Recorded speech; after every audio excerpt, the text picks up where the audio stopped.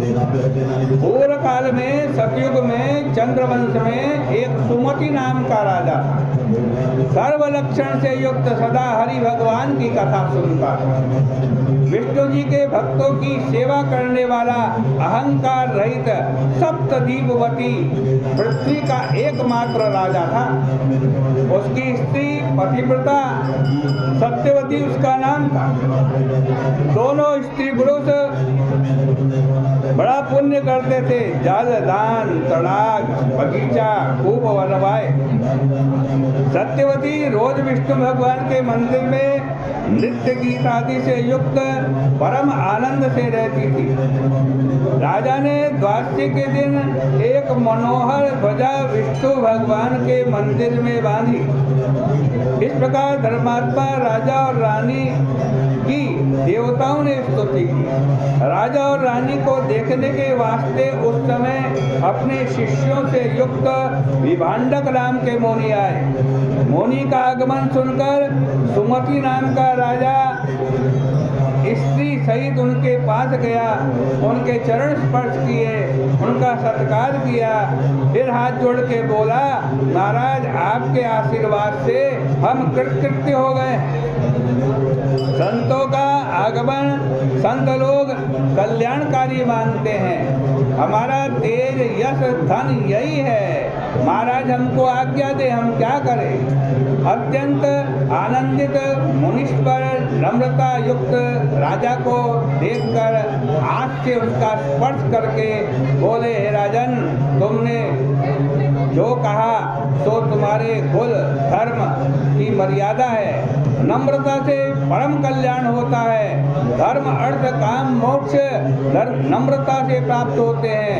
नम्रता से सब कुछ मिल जाता है। हे राजन, हम प्रसन्न हैं, तुम्हारा कल्याण हो। जो पूछते हो सो कहो। विष्णु जी को प्रसन्न करने वाले अनेक प्रकार के पूजन हैं, लेकिन मैं देखता हूँ तुम और तुम्हारी पत्नी नित्य विष्णु भगवान के मंदिर में नित्य ज्ञान करते हैं और ध्वजा बांधते हैं। इसका क्या कारण है, हमें बतलाओ।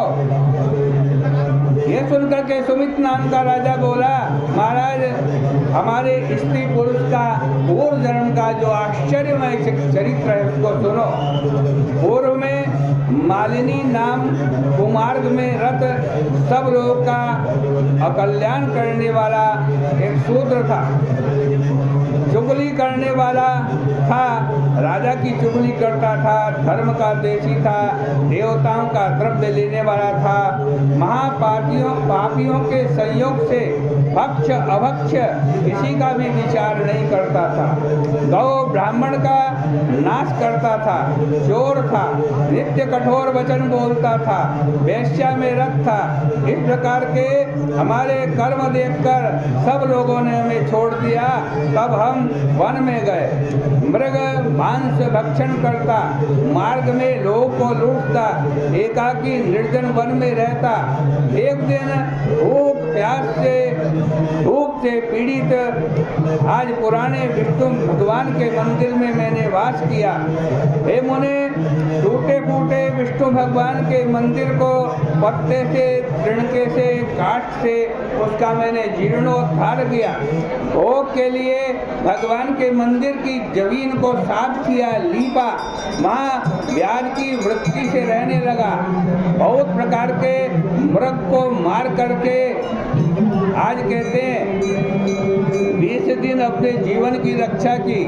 इसके बाद विंध्याचल पर्वत में रहने वाली निषाद की कन्या, जिसका नाम कोकिलिनी था, वो भी अपने बंधु बांधों से निकाली गई थी। बहुत दुर्लभ देव, आज बहुत दुर्बल देह, भूख से व्याकुल देवयोग से वो वन में घूमती घूमती उसी मंदिर में आ गई जहाँ मैं रहता था। उसको दुखी देखकर हमने बहुत दया करके उसको भोजन कराया, मांस खिलाया। फिर उससे पूछा, तुम कौन हो, तुम्हारी ये दशा क्यों हुई है? यह कोकलिनी नाम की दामुक निषाद की कन्या विंध्याचल पर्वत पर रहती थी, चोरी करने वाली थी, सदा कठोर वचन बोलती थी।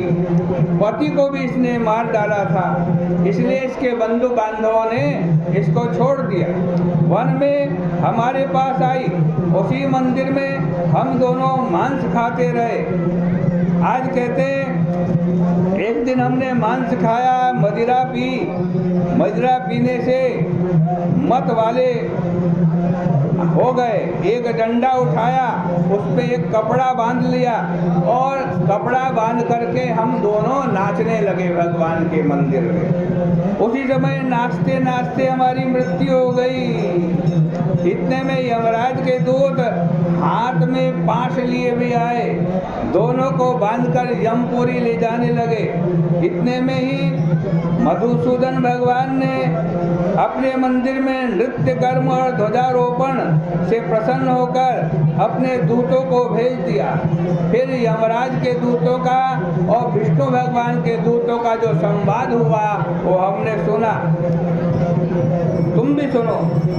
देवदेव विष्णु के दूत 1000 सूर्य के समान तेज वाले कोमल वचनों में बोले, यमराज के दूतों, इनको छोड़ दो, ये पाप रहित हैं, दोनों विष्णु भगवान के प्रिय भक्त हैं। ज्ञान 3 लोकों में संपत्ति का कारण होता है। बिना पाप में पाप बुद्धि करने वाला पुरुषों में अधम है।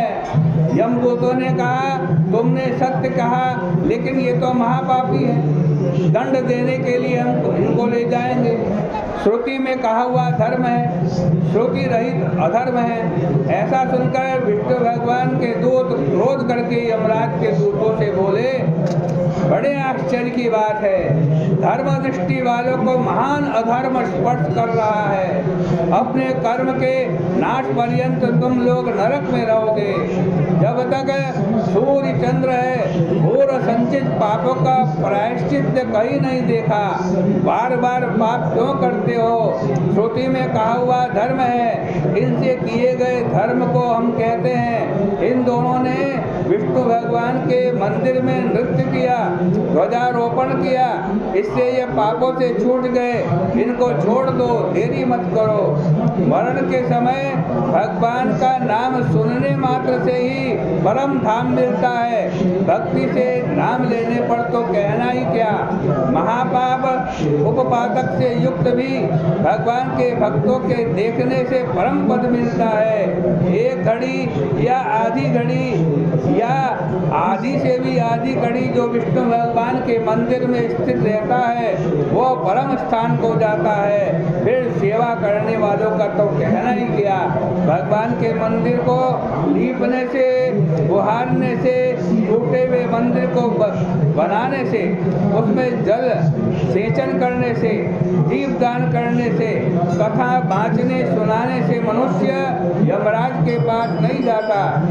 विष्णु भगवान के दूत ऐसा बोलकर आज उनको पास से हमको छुड़ाकर हम लोगों को विमान में बिठा करके विष्णु भगवान के परम पद को ले गए। हम दोनों विष्णु भगवान के निकट में जितने दिन रहे, जितने दिन वहाँ भोग किया, उसको सुनो। युग कोटि तथा 1000 शतकोटि वर्ष विष्णु भगवान के मंदिर में रहे, फिर ब्रह्मलोक में उतने ही दिन भोग किया। हे मुनि, फिर पृथ्वी में राजा हुए। यह भी विष्णु जी के आशीर्वाद से यहाँ पर हमारे पास अतुलनीय संपत्ति है। अनिच्छा से विष्णु भगवान के मंदिर में ध्वजा बांधने का आज इतना बड़ा पुण्य मिला। इसीलिए हम इस जन्म में आज विष्णु भगवान के मंदिर को साफ करते हैं, धोते हैं और उसमें ध्वजा बांधते हैं। विभांडक मुनि इस प्रकार सुनकर राजा की सराहना करते हुए तपोवन चले गए। पाप नाश करने वाली इस कथा को जो कोई कहता है, सुनता है, उसको भी ध्वजा बांधने का पुण्य प्राप्त होता है। इस प्रकार से श्री पद्म पुराणे कार्तिक महात्म्ये ध्वजारोपण महिमा वर्णनम नाम 32 32वां अध्याय, ये 32वें अध्याय की कथा, इसके पुण्य को भगवान के श्री चरणों में अर्पित करते हैं। बोले कृष्ण कन्हैया लाल की। एक भजन बोलोगे, एक भजन बोलोगे।